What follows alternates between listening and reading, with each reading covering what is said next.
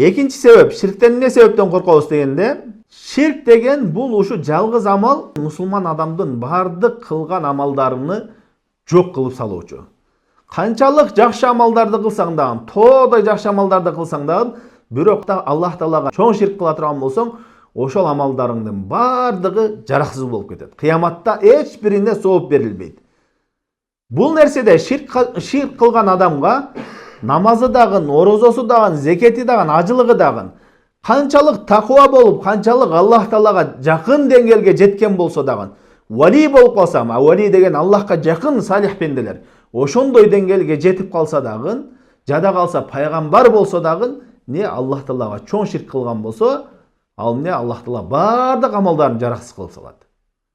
Демек, ширк кылган адамга эч бир нерсе, эч ким пайда бере албай калат. Аллах Таала кимге айтып атат? Пайгамбарыбыз саллаллаху алейхи вассаламга. Пайгамбарыбыз ким билесиздерби? Пайгамбар деген Адам алейхиссаламдан баштап, Адам баласынын атасы болгон Адам алейхиссаламдан баштап, кыяматка чейин келе турган адамдардын эң жакшысы, эң кадыр барктуусу.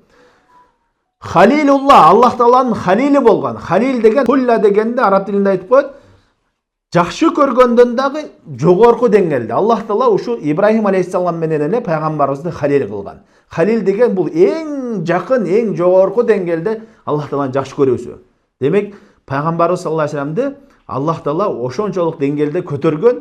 Жада калса кээ бир алымдар айтат, пайгамбарыбыз периштелерден да жакшы дейт. Чүнкү алардан да даражасы жогору дейт. Ушундай пайгамбарыбызга айтып атат. وَلَقَدْ أُوحِيَ إِلَيْكَ وَإِلَى الَّذِينَ مِنْ قَبْلِكَ لَئِنْ أَشْرَكْتَ لَيَحْبَطَنَّ عَمَلُكَ. Сага дейт, сенде мурункуларга дагы ушундай вахий кылдык. Ушун вахий деген ушундай буйрук кылдык дейт. Эгерде ширк кылсаң, амалдарың бүт жараксыз болуп кетет дейт. Көрдүңүзбү? Пайгамбарыбызга айтып атат. Пайгамбарыбыз Аллахтын жанында ушунчалык даражасы чоң болсо дагы, ошол даражасынын баары пайда бербей калат. Эгерде Аллах Таалага ширк кыла турган болсо. Эми жөнөкөй адам, карапайым адам, пайгамбарыбыздан канчалык алыстабыз биз.